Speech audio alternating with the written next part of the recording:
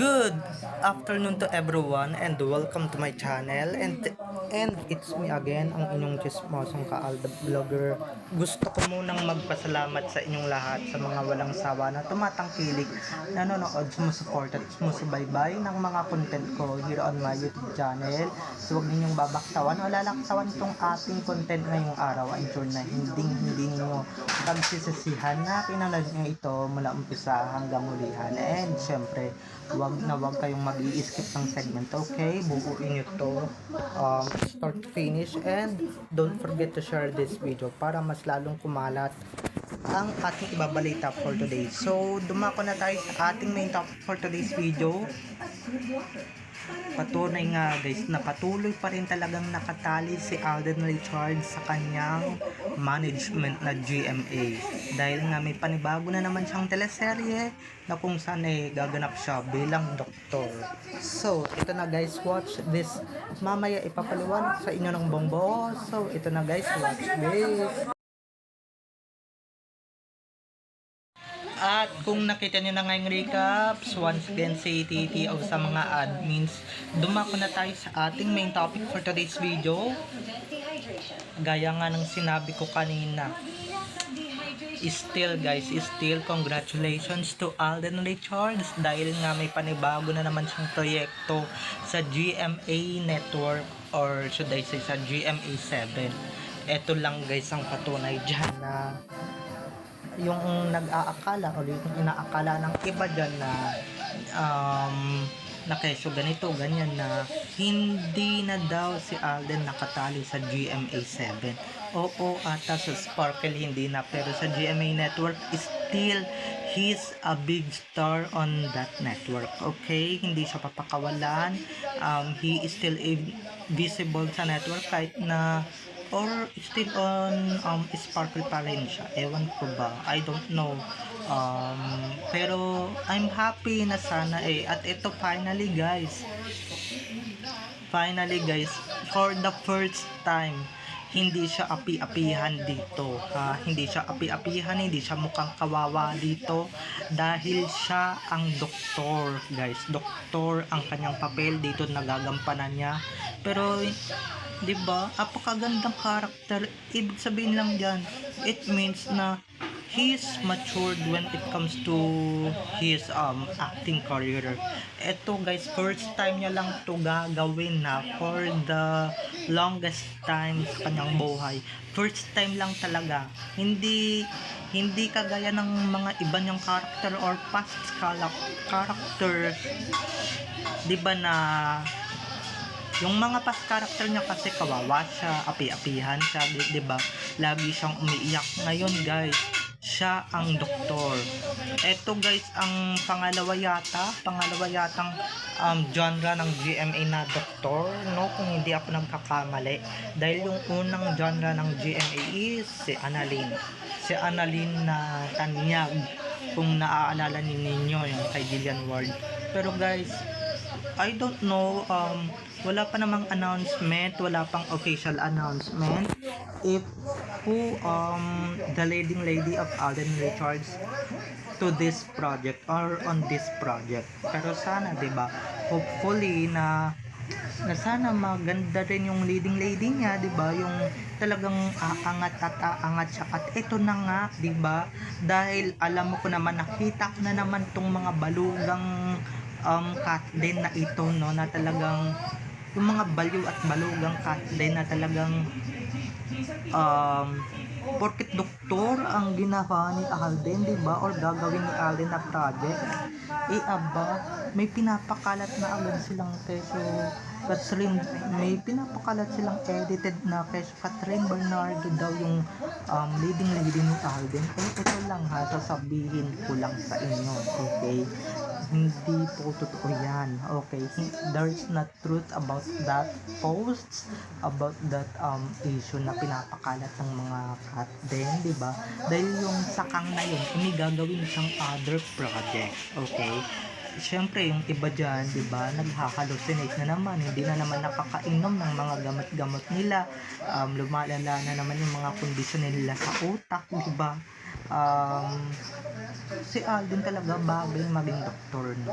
Kumbaga dapat na talagang mag-level up na talaga yung kanyang roles na ginagawa, 'di ba?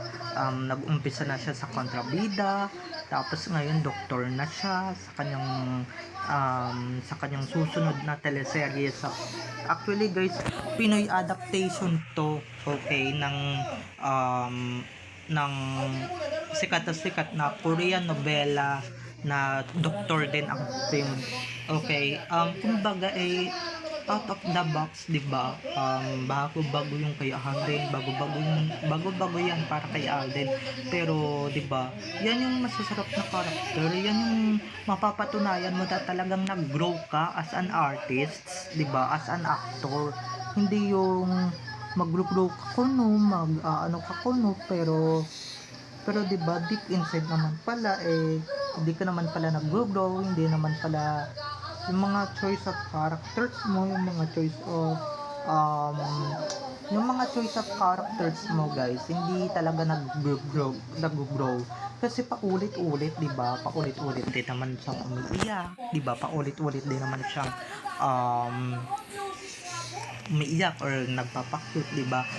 Ayan din yung napupuna ko sa mga basher. Pero ngayon, 'di ba? Ngayon he's level up when it comes to acting, when it comes to performing or acting abilities.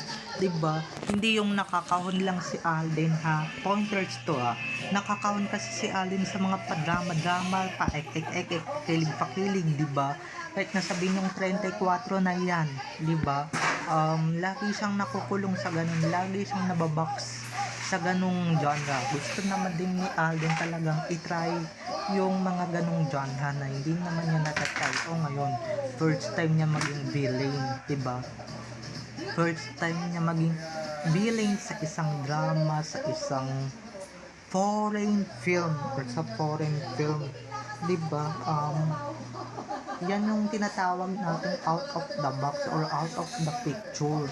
Hindi gaya ng mga ilan characters niya na talagang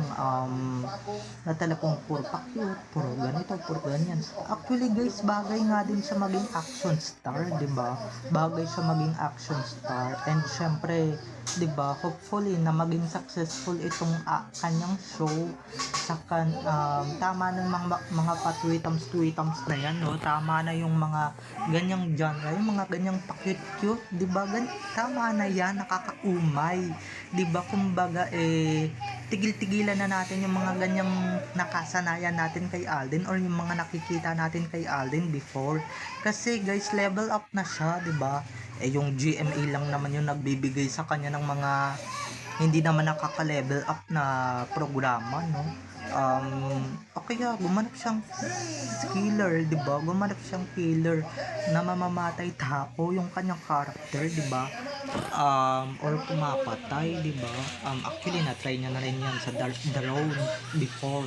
Pero 'di ba, ang sarap talaga sa mata. Ang sarap talaga sa mata na makita si Alden talaga na iba na yung character on TV and sana hopefully on national big screen naman, 'di ba? Maiba na rin talaga yung genre na pinapaikot sa kanya ng GMA. Hindi puro pa tweetums, 'di ba? Hindi puro pa cute lang, hindi puro pa baby lang na alangan naman na sa edad, 'di ba? Marami silang mga artista, hindi lang si Alden, na ganyan rin yung mga characters na pinagdadaanan, puro pa cute, puro pa gwapo, puro pa bebe, 'di ba? Level up na sila 'di ba? Kailan kaya kayo magle-level up sa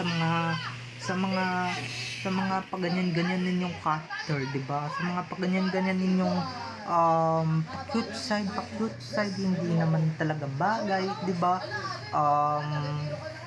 So ngayon ko lang talaga masasabi, or ngayon lang talaga namin masasabi na talagang level up na talaga yung character development ni Alden, 'di ba? Sana naman lang gumanap siya abogado or police, 'di ba? Dahil bagay na bagay sa kanya, 'di ba?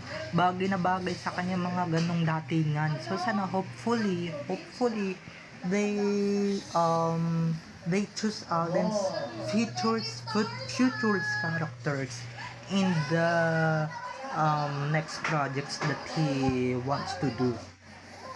Kasi doon natin makikita talaga yung talagang versatile talagang actor, yung ating iniidolo, 'di ba?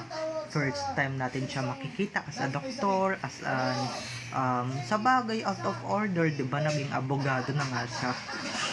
Yun yung mga hinahanap kong out of the box, out of the picture, 'di ba?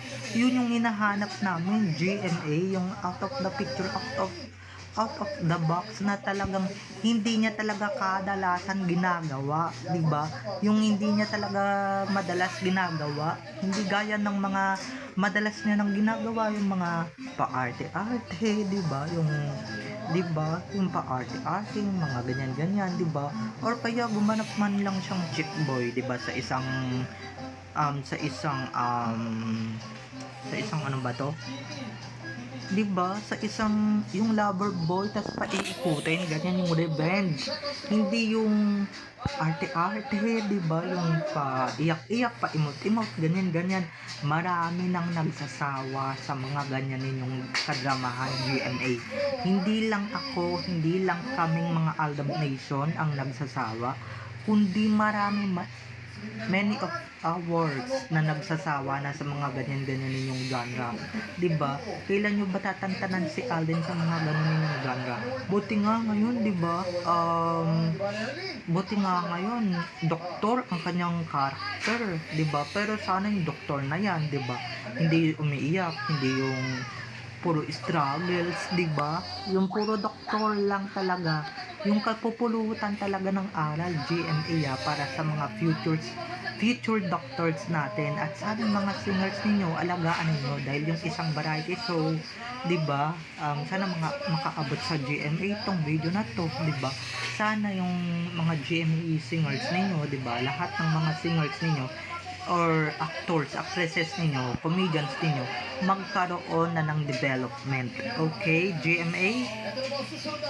Dahil si Alden talaga is level up. Dapat talaga inaayon talaga sa edad yung pabebe, patwitams, 'di ba?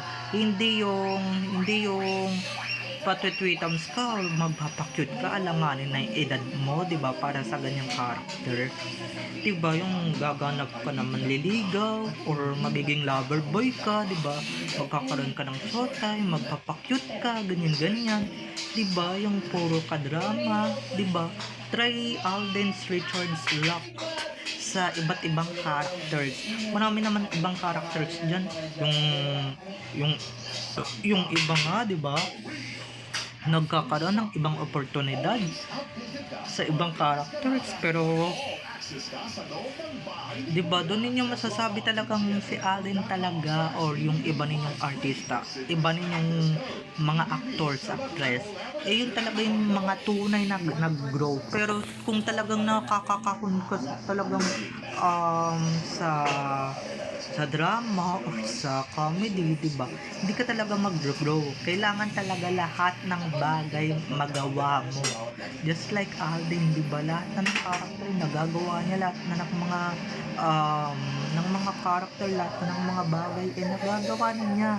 Unlike before na puro taon-taon, 'di ba, 15 years or 16 years ng kanyang showbiz career, nakikita natin siyang api-apihan, 'di ba, duwag, 'di ba, nakikita natin siyang puro ganun ang kanyang characters. Pero ngayon, 'di ba, ngayon we're very very so proud of you, Tisoy, lahat ng Alam Nation, at sana lahat din naman ng mga solo fans mo proud na proud sa'yo. Hopefully sana, 'di ba, maganda yung plot ng twist at hindi pa ulit-ulit yung mga kwentong yung kwentong ibinibigay or pasikot-sikot yung kwento, okay, ng iyong teleserye.